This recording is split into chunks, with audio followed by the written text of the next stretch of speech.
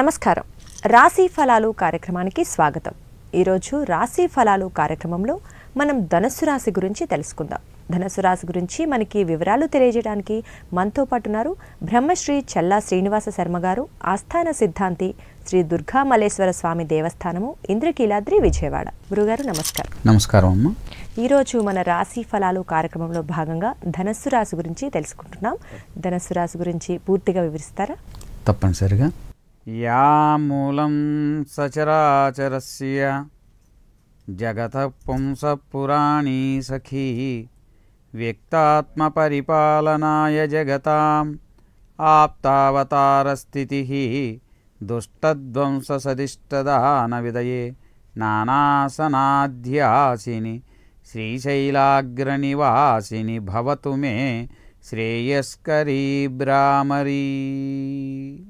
ఓం శ్రీమాత్రే నమః. ధనస్సు రాశి, ఈ రాశి రాశి చక్రంలో 9వ రాశి. రాశి చక్రంలో 240వ డిగ్రీ నుంచి 270వ డిగ్రీ వరకు వ్యాపించి ఉంటుంది.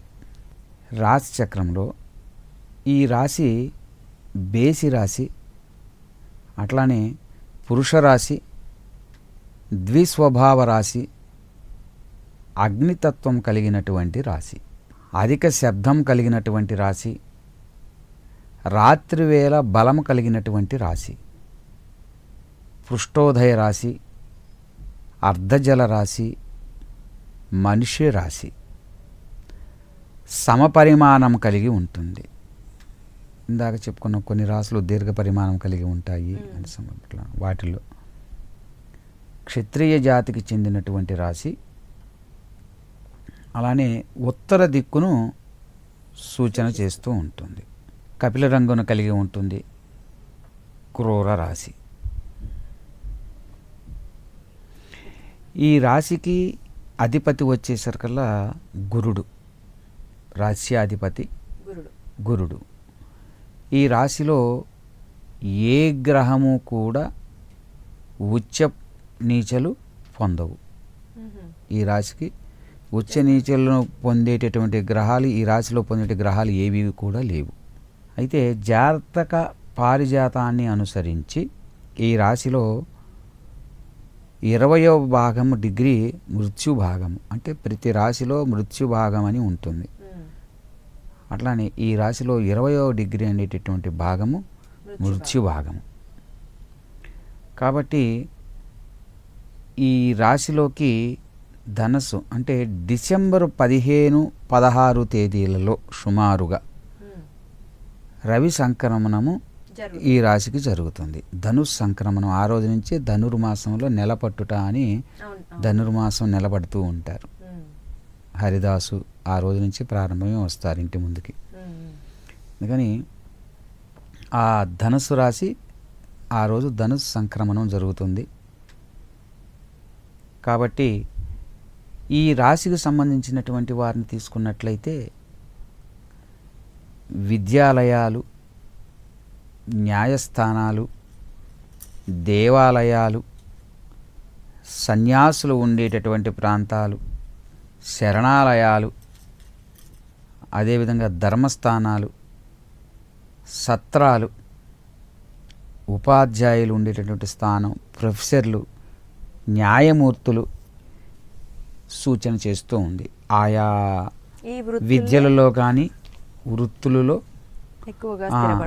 స్థిరపడేటువంటి తత్వాన్ని కలగజేస్తుంది ఈ రాశికి సంబంధించినటువంటి జన్మించినటువంటి వారికి. అట్లానే అశ్వములు, ఏనుగులు, రథములు వీటి స్థానం, రాశి స్థానం. ధనుస్సు రాశిలో జన్మించినటువంటి వారు అధికారులచే గౌరవించబడేవారుగా ఉంటారు. వాళ్ళ చేత గౌరవ మన్ననలు పొందుతారు. దైవభక్తి కలిగి ఉంటారు. పెద్దలను గౌరవించేవారుగా ఉంటారు. ఉపన్యాసకులుగా ఉంటారు. మంచి స్నేహితులుగా ఉంటారు. సంఘంలో కీర్తి ప్రతిష్టలు కలిగిన వారుగా ఉంటారు, వినయం కలిగిన వారుగా ఉంటారు. కానీ తొందరగా కోపం తెచ్చుకునే తత్వం కూడా కొంత ఉంటుంది వీరికి. విద్యలలో మతపరమైనటువంటి బోధకులుగాను, ప్రవక్తలుగాను, అదేవిధంగా ప్రవచకులుగాను రాణింపుగా ఉంటూ ఉంటారు. సంస్కృతంలో సంస్కృత ఉపాధ్యాయులుగా పనిచేయటం కానీ, సంస్కృత పండితులుగా వీరు రాణిస్తూ ఉంటారు ఈ రాశిలో జన్మించినటువంటి వారు. అలానే ఈ ధనుస్సు రాశిలో జన్మించినటువంటి వారికి 13వ సంవత్సరంలో కష్టం కలిగేటటువంటి అవకాశాలు ఉన్నాయి. అది తప్పించుకుంటే ఈ రాశిలో చెప్పుకోదగ్గబట్టి అశుభ ప్రమాదాలు అనేవి రాశిపరంగా మాత్రం లేవు.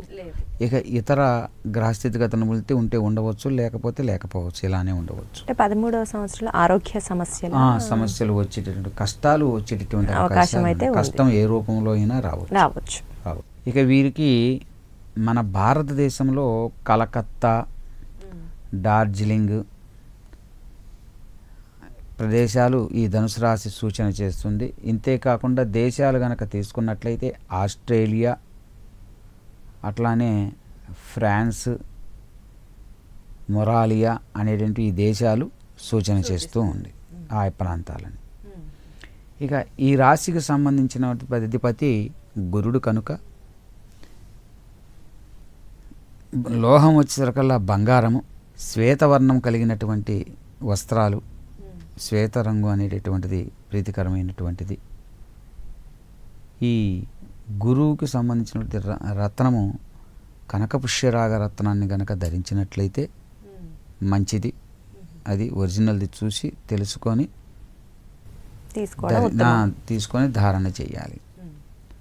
అలానే ఈ రాశిలో ఉన్నటువంటి వారికి వచ్చినటువంటి దోషాలు ఏవైనా కానీ ఉన్నట్లయితే దత్తస్తవము, దత్తాత్రేయుని ఆరాధన చేయటం, శివాభిషేకములు చేసుకోవటం, ప్రతి మాస శివరాత్రి క్షేత్రంలో ఉన్నటువంటి శివాలయములకు వెళ్ళి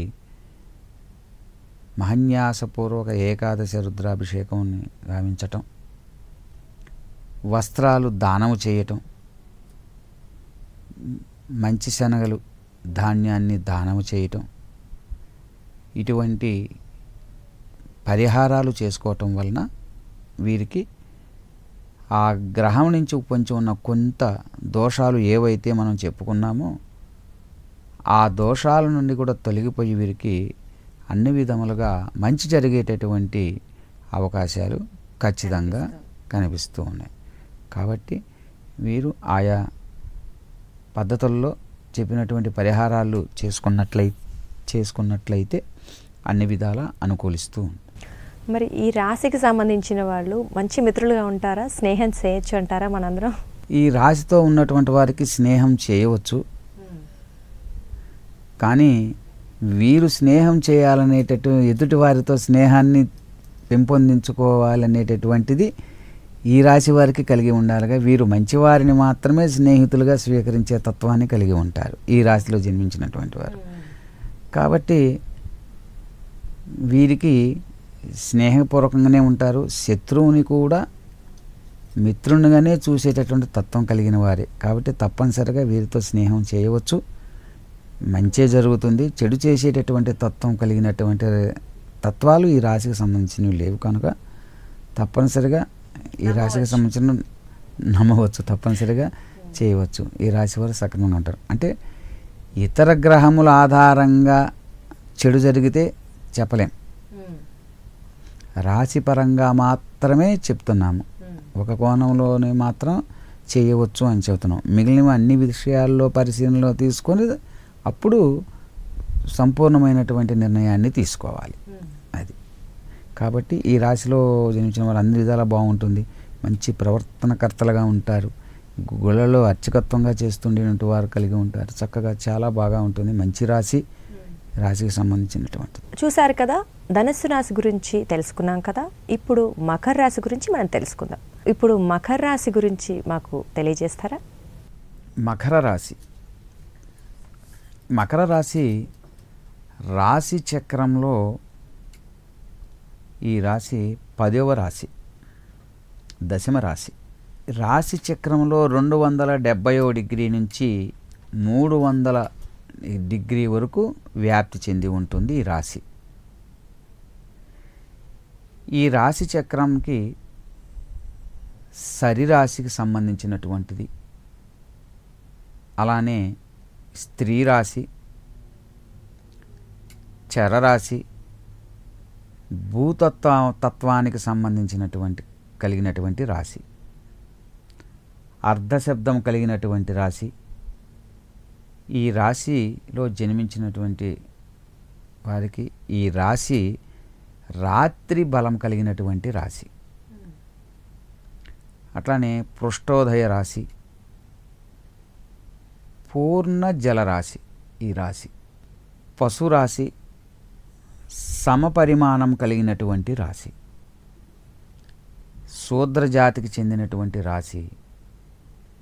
దక్షిణ దిక్కును సూచన చేస్తూ ఉంది ఈ రాశి. అయితే అల్ప సంతానం కలిగినటువంటిది, వాత ప్రధానమైనటువంటిది రాశి. శరీర భాగాల్లో ఈ రాశి మోకాలుని ఎక్కువగా సూచన చేస్తూ ఉంటుంది. ఎముకలకు సంబంధించిన సూచనను చేస్తూ ఉంటుంది. శుక్ల కపిల వర్ణం కలిగినటువంటి సౌమ్య రాశి ఈ మకర రాశి. ఇక ఈ రాశికి అధిపతిని తీసుకున్నట్లయితే శనైశ్చరుడు, శనికి అధిపతి. 28వ డిగ్రీలో ఈ రాశిలో కుజునికి పరమ ఉచ్చ స్థానం కలిగినటువంటి రాశి. కుజుడు ఈ రాశిలో 28వ డిగ్రీలో పరమోచ్చ స్థానాన్ని పొందుతాడు. అదేవిధంగా ఈ రాశిలో 5వ డిగ్రీలో గురుడు పరమనీచాన్ని పొందేటటువంటి స్థానం. ఈ రాశిలో 5వ డిగ్రీలో గురుడు పరమనీచ స్థానాన్ని పొందేటటువంటి స్థానం. జాతక పారిజాతాన్ని అనుసరించి 20వ డిగ్రీ ఈ రాశిలో 30 డిగ్రీల భాగంలో 20వ డిగ్రీలో మృత్యు భాగం అవుతుంది ఈ రాశికి సంబంధించిన వారికి, ఈ రాశిలో జన్మించిన వారికి. అలానే ఈ రాశిలోకి జనవరి 14, 15 సాధ్యమైనంత వరకు ప్రస్తుతం 14 జరుగుతున్నది. 14వ తేదీన జనవరి సూర్యుడు మకర రాశిలోకి ప్రవేశం జరిగేటటువంటి రోజు. అందుకే మకర రాశిలో మకర సంక్రాంతి అని పిలువబడుతుంది. సంక్రాంతి పండగని చేసుకుంటాం. అదే రోజు పెద్దల పండగ చేసుకుంటాం. పెద్దలకు పెట్టుకునేటటువంటి రోజు, చక్కగా మంచి రోజు. పెద్దలకి తర్పణాలు వదులుకోవటం, ఇటువంటివన్నీ కూడా మకర రాశిలోకి సూర్యుడు ప్రవేశించినటువంటి సమయంలోనే చేసుకుంటూ ఉంటాం. కాబట్టి అటువంటి సూర్యుడు ప్రవేశించిన సమయము 14వ తేదీ జనవరి. ఎప్పుడన్నా 15వ తేదీన ప్రవేశిస్తూ ఉంటాడు సుమారుగా. అయితే ఈ మకర సంక్రాంతి, అందుకే ఆ రోజున సూర్యుడు మకర రాశిలోకి ప్రవేశిస్తాడు కాబట్టి మకర సంక్రాంతి అని కూడా అంటే సూర్యుడు ఏ రాశిలోకి ప్రవేశన జరిగితే ఆ రాశి సంక్రాంతిగా చెప్పుకుంటూ ఉంటాం మనం. అది మేషంలో గనక సంక్రమం చేస్తే మేష సంక్రాంతి అని, వృషభంలో సూర్యుడు ప్రవేశించే వృషభ సంక్రాంతి అని ఈ విధంగా చెప్పుకుంటూ ఉంటాం.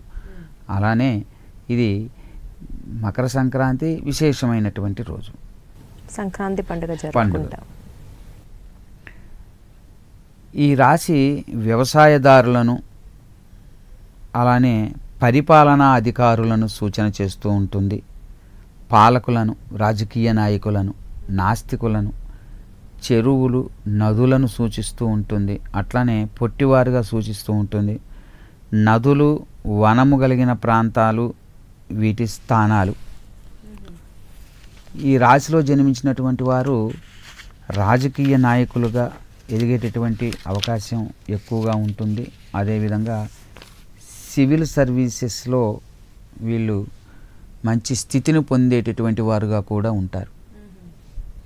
ఈ మకర రాశిలో జన్మించినటువంటి వారికి అధికారుల అభిమానం పొందేటటువంటి లక్షణాలు కలిగి ఉంటారు. ఈ రాశిలో పుట్టినటువంటి వారు అందమైన వారుగా ఉంటారు, మంచి ధైర్యవంతులు, ఏ పని చేయాలన్నా కూడా ధైర్యంగా ముందుకు వెళ్ళిపోతారు, పని కార్యసాధన పూర్తి చేసుకొని వస్తారు, ఇతరులకు ధైర్యం చెప్పేటటువంటి వారిగా ఉంటారు, ఆలోచనాపరులు, ఆలోచన చేస్తారు. ఏదైనా ఒక పని చేయాలి అంటే ఆ పనిని ముందుగా